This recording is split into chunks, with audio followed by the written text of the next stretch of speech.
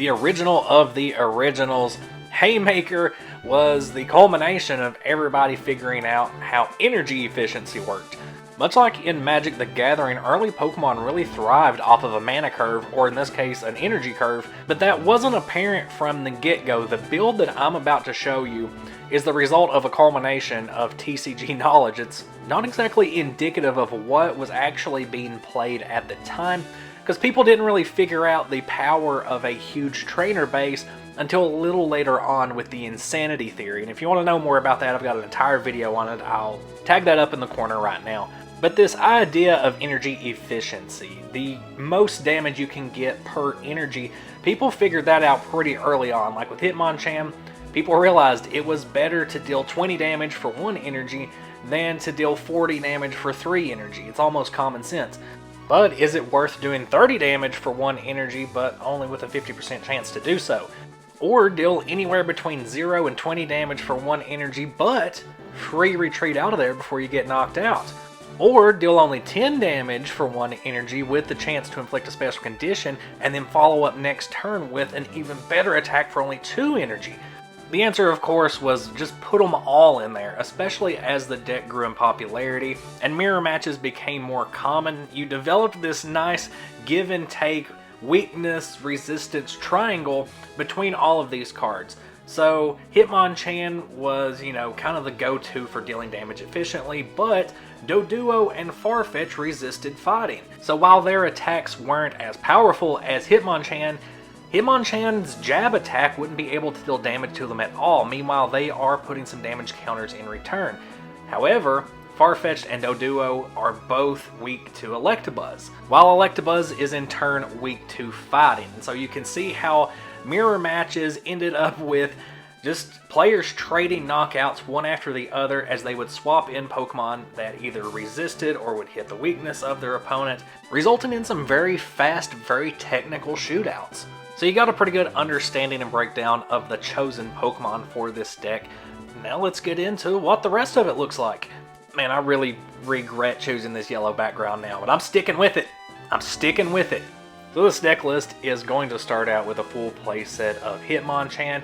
It's a great starting Pokemon in most scenarios, with one of the caveats being if you're in a mirror match and your opponent knows you're running Haymaker and they suspect you're going to start with Hitmonchan, they're probably going to start with a Doduo. So the mind games kind of start during the shuffling. But for most other scenarios, Hitmonchan or Electabuzz, either one, are great starting Pokemon because you just need 1 energy on there. And this version of Haymaker only uses 2 types of energy, so it's very easy to get the specific type of energy you need to pull off either of those attacks, either Thunder Shock or Jab. As far as overall energy efficiency goes, Electabuzz is probably the strongest card in this format because of its ability to follow up on turn 2 with potentially 40 damage for 2 energy, which either way, that is enough damage to OHKO a Farfetch'd or a Doduo, which is one of the reasons you should be hesitant about having one of these 2 bird Pokemon on your bench, because it could easily be gusted out and destroyed by an opposing Electabuzz, whereas an Electabuzz is not going to get OHKO'd by Hitmonchan on turn 2 unless your opponent just has a handful of plus powers. I would say that Farfetch'd is probably the weakest Haymaker in this deck, just because it requires a coin flip, and even then it's kind of useless. After that point, it just kind of sits on your bench and waits to get knocked out by an Electabuzz. Doduo is an all-around great utility card across the base-only format, though. That free retreat really comes in handy for sponging damage and depriving your opponent of prizes early on. For the draw power, we're going to have an entire playset of Beal and then 3 copies of Professor Oak.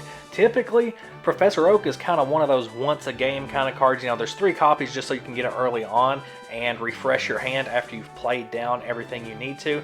But in this case, Haymaker is a very fast-paced deck, and depending on what you're seeing on your opponent's side of the field, you may need to just oak over and over again with some bills mixed in until you draw the exact card that you need. Because Haymaker does focus heavily on energy efficiency, it makes sense to have a full playset of energy removal and a couple copies of super energy removal just to counter some of those decks that do ramp up and load energy onto Pokemon so that they can knock your Pokemon out one by one. Basically, decks that center around OHKOs, kind of like Rain Dance, although energy removal is not going to affect Rain Dance too much late game. More like decks that utilize double colorless energy or base set Electro to basically get a double rainbow energy. Gust of Wind to get those easy KOs. Basically, you can win games just by playing Gust of Winds over and over again. The scoop ups are going to be to protect your own bench from getting gusted. So like I was saying earlier, if you've got a Farfetch'd or a Doduo on your bench, that is just gust bait for a 2 energy Electabuzz to get an Oko on. You want to go ahead and scoop those up, especially with the Doduos, because they are kind of an energy sponge anyway.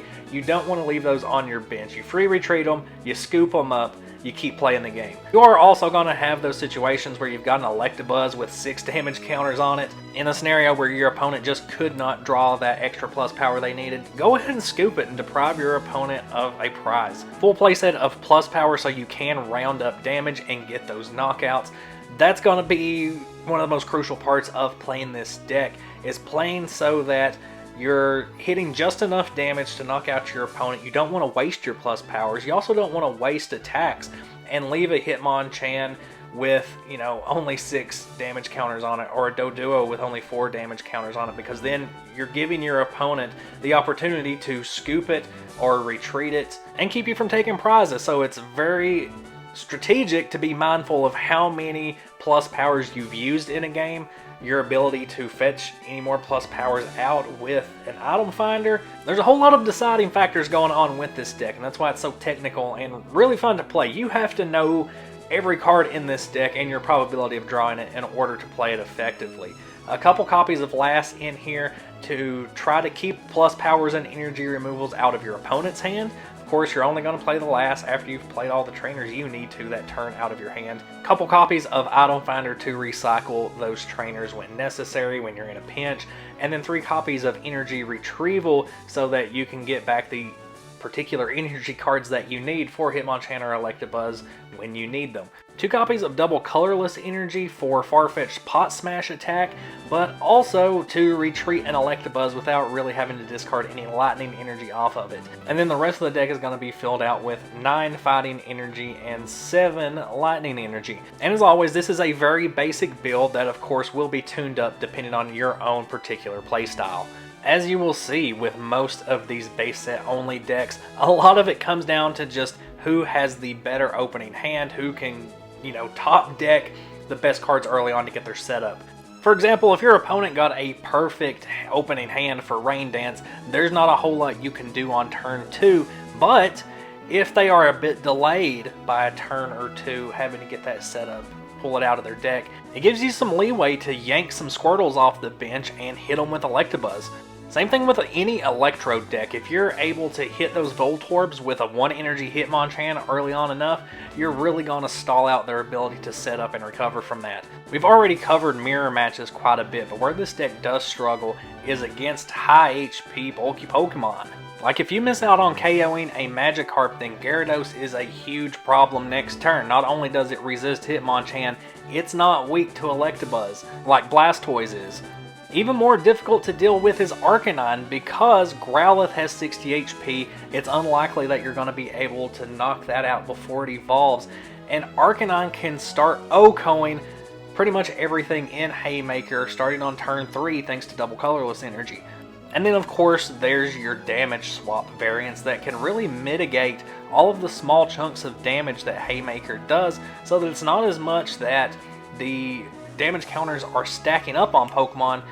They're all going to a Chansey and then getting Pokemon centered away. So yes, Haymaker is a strong, fast archetype, even in base set only, but that does not mean it's invincible. Every other deck in this format pretty much has an answer to Haymaker. And like I said, a lot of times it doesn't even matter what the matchup is. What matters most is who gets the best opening hand, who can get their setup faster, which makes for a fun metagame. And I hope you guys think so as well, as I've got several more base set only archetype videos going up on the channel in the coming weeks. Stay tuned for those.